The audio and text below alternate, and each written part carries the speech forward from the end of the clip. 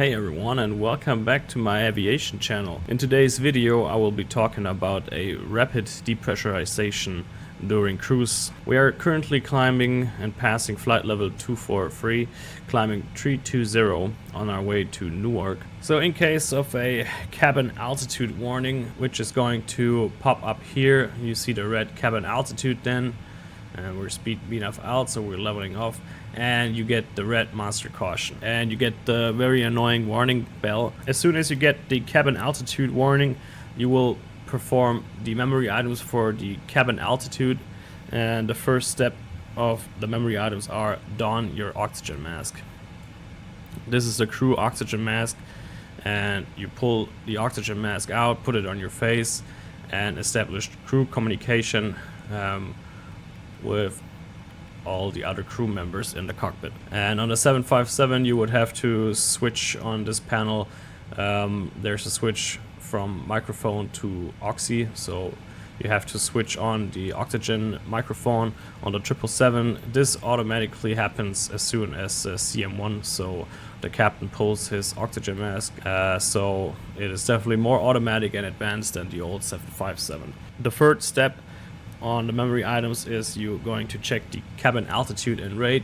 This will automatically pop up here in case the cabin altitude is exceeded, but we can open the air page on the ICAS, and this is the most important part here. You can see cabin altitude currently 4,900 feet. This is how high our cabin is at the time. So the cabin is at 4,900 feet and we're cruising at 32,000 feet. So you can imagine there's a big differential pressure, and you can see that here by delta P, delta pressure. So this is the differential pressure and PSI. These are the two outflow valves, forward and aft. You can see open and closed, and this white line represents the position of the outflow valves. It's currently almost fully closed, and when they would open you would lose cabin pressure. You can see that because the cabin altitude would increase, and at a certain point it would match the outside. So for example, let's say if we would completely depressurize the cabin, this number would go up all the way to 32,000 feet, and the delta pressure would go down all the way to 0. So basically the cabin altitude equals the outside air pressure or altitude increase, and maybe you could tell because the outflow valves are open. So then the cabin altitude would slowly climb and climb and climb until the threshold where you get the cabin altitude warning. And there's also a rate.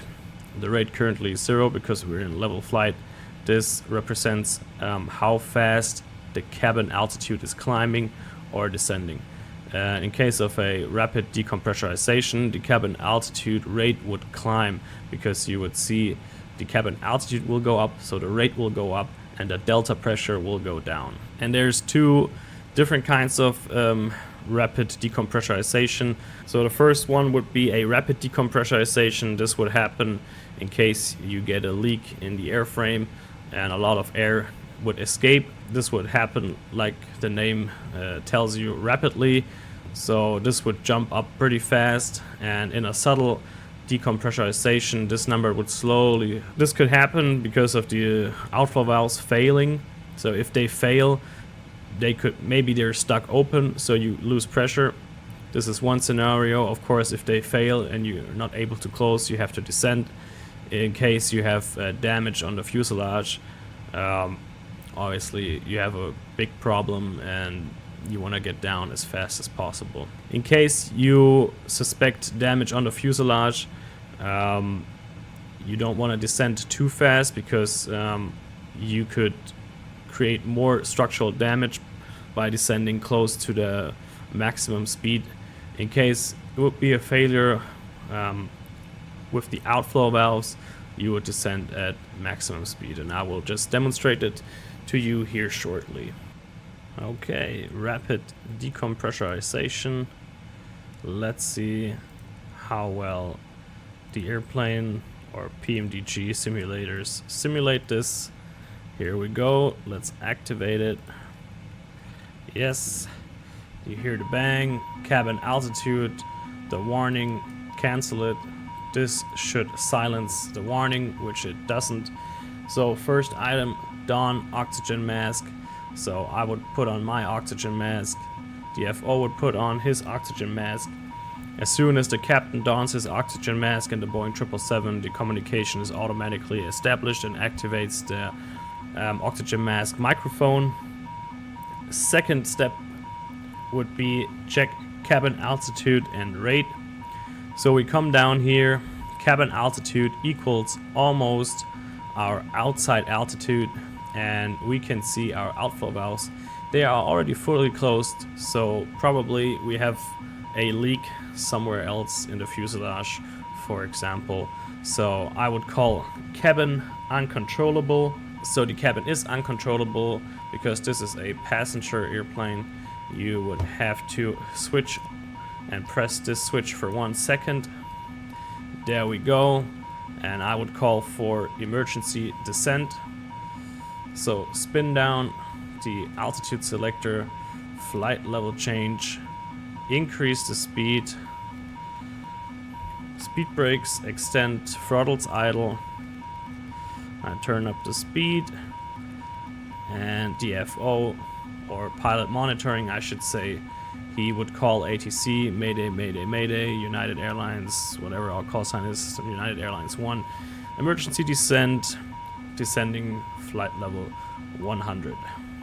Then he would switch on all the exterior lights, and seatbelts on, no smoking on, squawk 77. This is the emergency squawk code, so 77 straight to heaven, you can remember. So now there will be a red blinking dot on the ATC controller's display. I will increase the speed here so we can descend faster and adjust my altitude selector. I will switch to terrain. We are over the Netherlands, it's pretty flat here, so we can easily descend flight level 100. And then I would call for the cabin altitude checklist. And then we would read the cabin altitude checklist. Condition: cabin altitude is excessive. Yes, we donned our oxygen mask, we established communication, we checked the cabin altitude and rate, and it was uncontrollable. The cabin is uncontrollable. Yes. Passenger oxygen switch, push to on and hold for 1 second. Now he likes it. Without delay, descend to the lowest safe altitude or 10,000 feet, whichever is higher. Flight level at 100 is selected. Go to page 2 to descend. Move thrust levers to idle. They are idle. Extend the speed brakes. They are extended. If structural integrity is in doubt, limit airspeed and avoid high maneuvering loads. That is checked. Descend at VMO, MMO. Checklist complete. Click the checklist. And now we descend down to our safe altitude below flight level 100.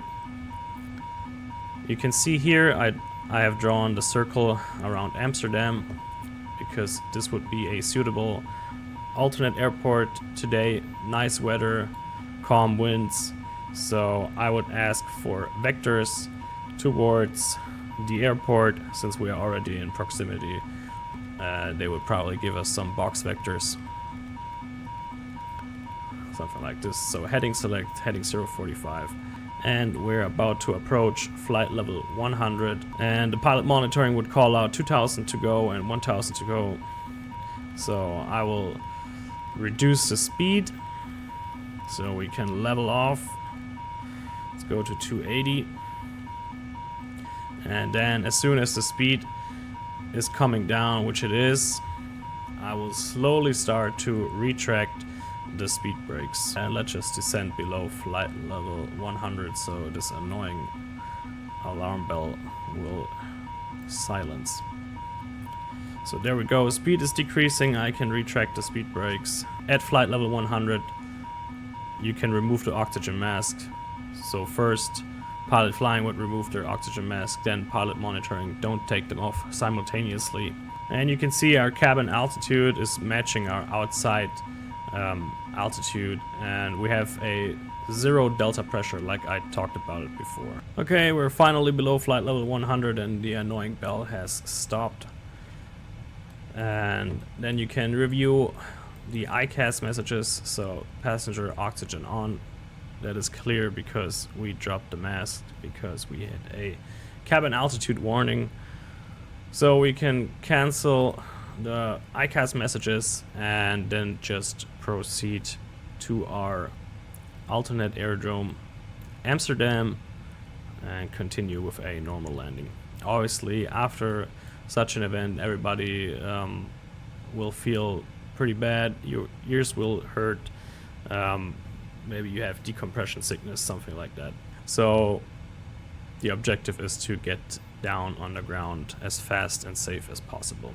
So thank you very much everyone for watching my content. I really appreciate this, and let me know in the comments what you want to see next, and I hope to see you on the next video. Take care everyone.